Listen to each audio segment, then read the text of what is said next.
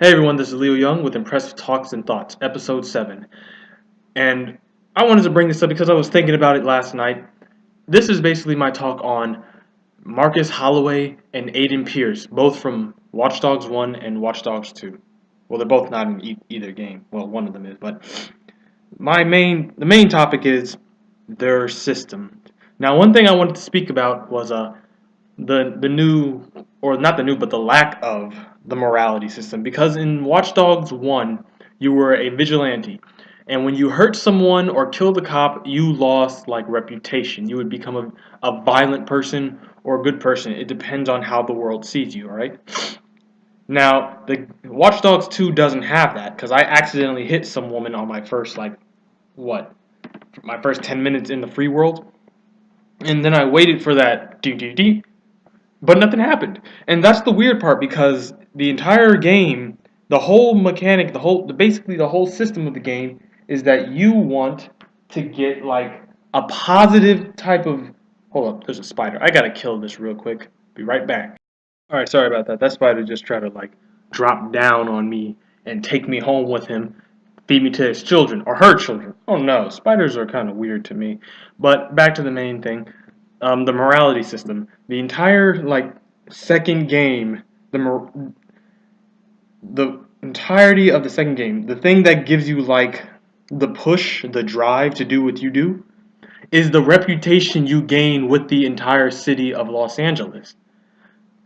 Watch Dogs 1, the only thing the reputation did was like gave you like if the cops if the TV show pops up, you won't get like this person needs to be arrested. He murdered and killed 3 babies. It's like that's what happens if you were bad, but at least you could run away. But in Watch Dogs, whoa, heck no, that thing is way too close to me. But in Watch Dogs 2, it's pretty much like seeing that the entirety of your career as in DeadSec is getting likes and Facebook shares and all those things. If you don't know what I mean, if you haven't gotten the game or haven't seen anything, this is spoilers, so I guess I'll put spoilers in the beginning of it. The way DeadSec is able to push forward is by getting people to like them and download their app, which then gives them access to their computer's processing power. Not their information, just their processing power. And the more people that like them, the more people are more like most likely to, I would guess in another word, subscribe. Now, the thing about that is, if I'm a DeadSec agent or member and I'm going around accidentally shooting cops and hitting civilians, that would drastically change the reputation. It's like, hey, Marcus, you need to really calm down. You shot that pregnant woman in the leg. We just lost 500 followers because that crap was on the news and all that. And oh, nope. I'm sorry, everyone. There is another spider web. They are trying to attack me. I need to take this like another 5 minutes to find these dudes. And I'm back again. Sorry about that, guys. I don't freaking understand. I have this thing where if spiders like drop down from the sky, I'm in my kitchen. If they drop down from above, they try to move and maneuver their way towards me. Like, I don't know if that's a thing. Please comment down below. Like, I know this has nothing to do with the game, but please comment down below if, like, spiders normally do that to people. Or they just do that to prey. Because if they just do that to prey, then we've got a very serious problem going on right now. These are some ballsy-ass spiders. Anyways, again, like I was saying, though, and I really want to apologize for that. I was not expecting to get these unexpected visitors. But Marcus' entire deal is to do missions, which then gets likes, and then it gets subscribers, and then they get processing power. Aiden, no. Aiden just gets DeadSec shit, and then he goes and he plays with it, and he does his job. Now, that's just the small thing I wanted to bring up, because, like, this really has no importance to it, but the reputation system does. See, one thing I've noticed while playing the game, Marcus may have like a couple extra moves, but his moves aren't like as extreme as Aiden's. If I'm correct, I've yet to see a entire city blackout ability given to the player as Marcus. But he does, like, basically where I'm trying to get into is, and like the title says, this is their personalities. Their personalities greatly influence how they act and what they do with their abilities. Because with Aiden, he wasn't a member of DeadSec. He didn't care. Think about it. Every time he did a blackout, he would kill people. Think of all the individuals on life support. Think of how long blackouts lasted. They lasted about, what? I'm going to say 8 seconds. The blackouts lasted 8 seconds in a city. He killed people in 8 seconds on life support. Think about that. Marcus doesn't have that ability. He has the ability to turn off cell phones, but he doesn't have the ability to turn off entire city blocks unless he destroys like the breaker. Now, that's where I wanted to get in or delve into it. The way they, the apps they use, the abilities they use. Like Aiden has a section of his skill points which is entirely dedicated to killing people. Marcus has a section dedicated to the use of how he uses his guns. But how Marcus comes off, I've yet to really start killing people with the pistol I got from the first time I went to the hackerspace. I got I just used the electric bombs and the taser gun. I don't use anything other than that. Why? Because the way, and it's the same thing I said from my Delson video. Delson gives a certain type of feeling. Same with Marcus. He's brighter, he's bubbly, he's happy compared to Aiden's dark, brooding Batman-like persona. So it's, in my mind, less likely for Marcus to go around and start shooting at people. If people shoot at him, he'll use his mind and his abilities to get out. He won't shoot back.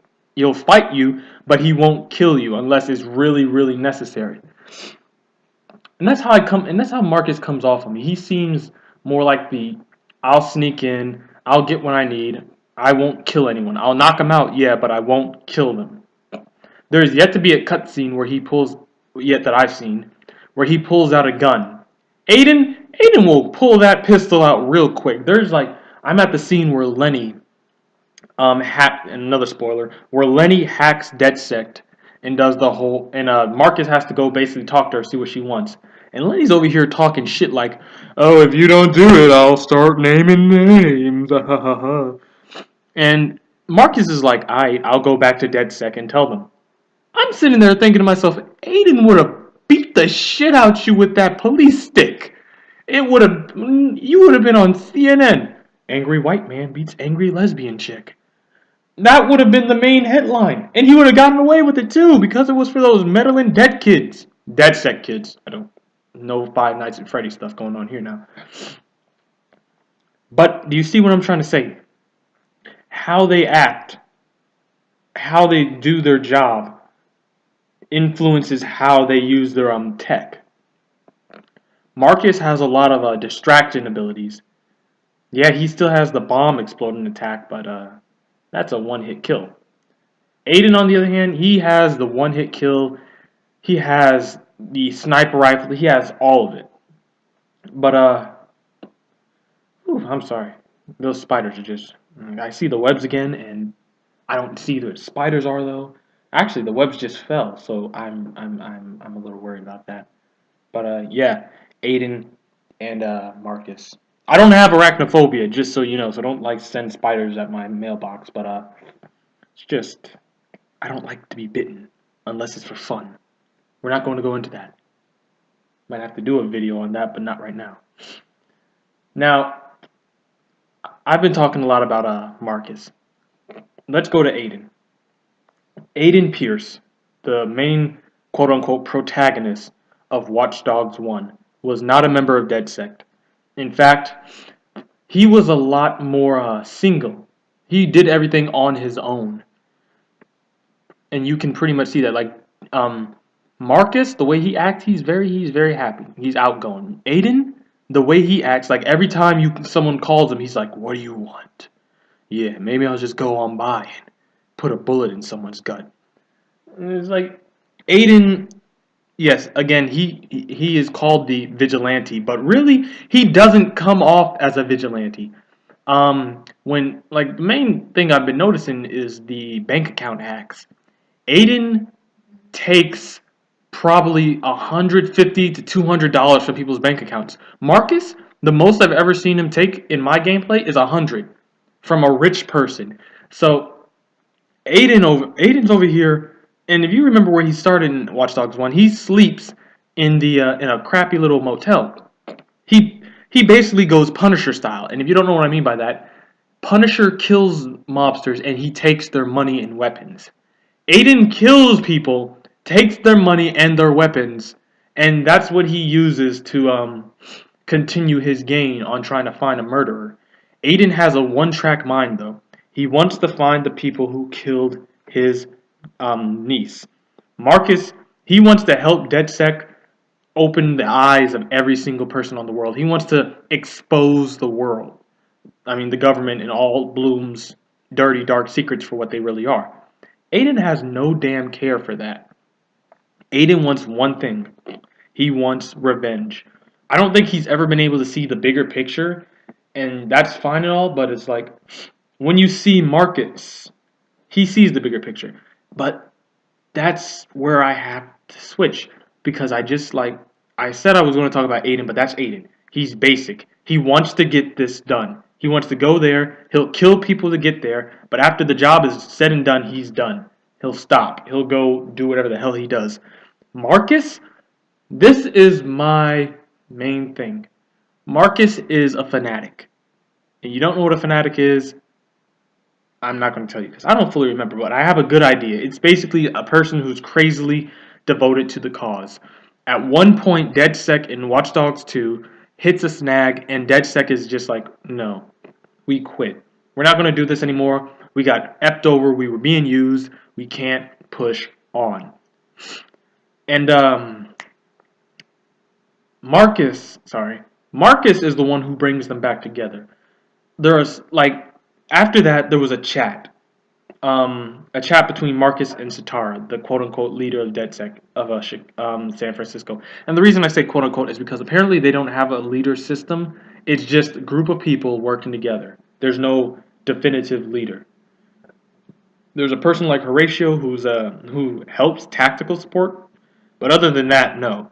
So at one point, Marcus and Satara were talking about something. I don't remember the exact subject. It was more about, I believe, what they do to get DeadSec back up.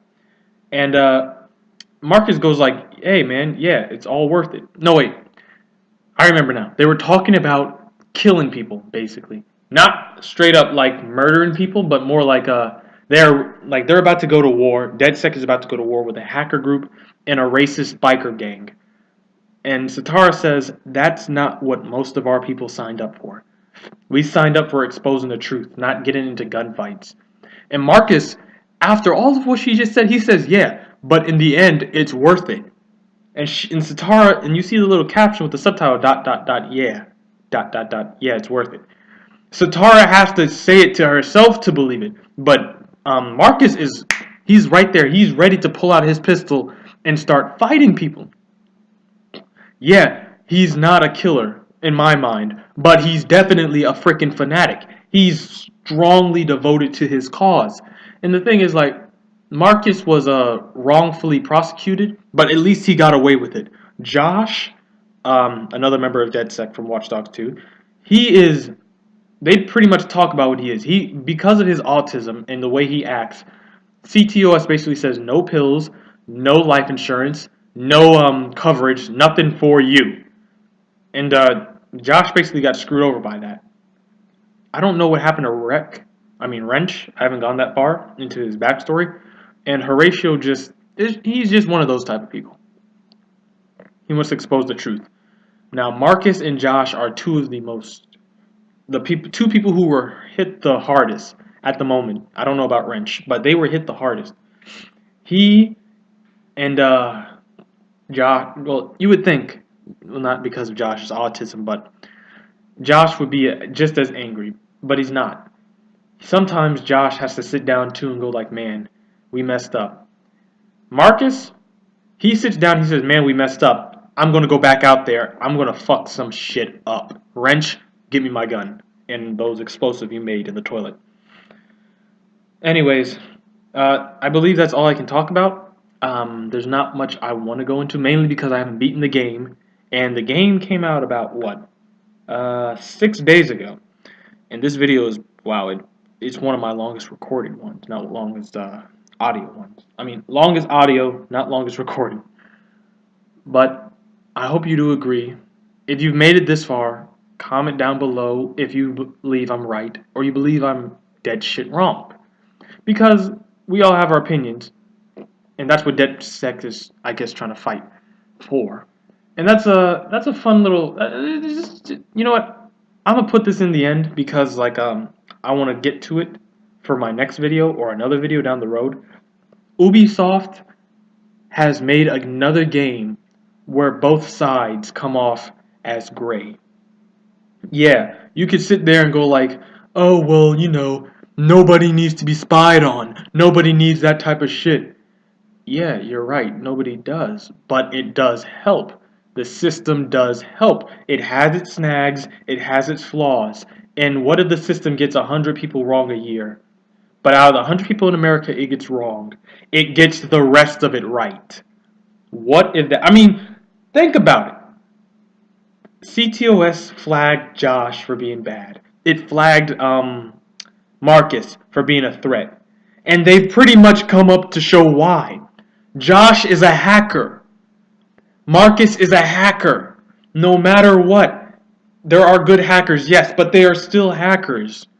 They want free information. And that's what they're trying to get to.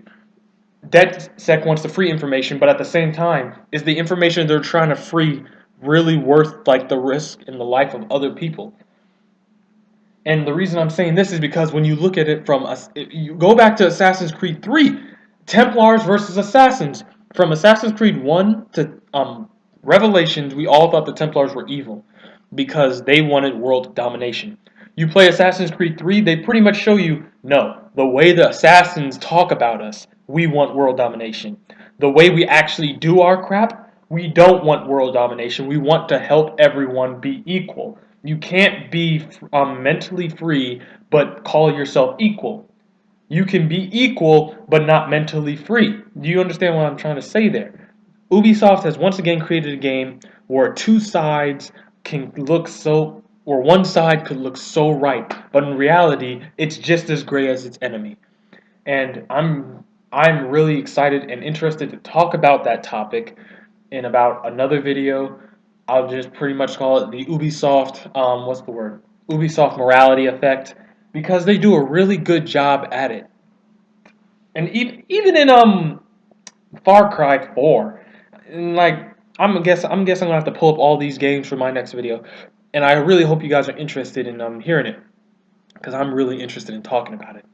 Anyways, I hope you guys enjoyed this video. I'll put some little buttons down at the bottom below to section off each zone. But other than that, hope you enjoyed. I'll see you in the next one. Don't forget to comment, subscribe, share, like. I gotta get used to that. Gotta find another way to say it so it rolls right off the tongue. It takes only a minute to click that little red button down there. Hope you enjoyed. Please, actually, no, I just said it. Hope you enjoyed. I'll see you in the next one, and I hope you have a good Thanksgiving break. Bye-bye.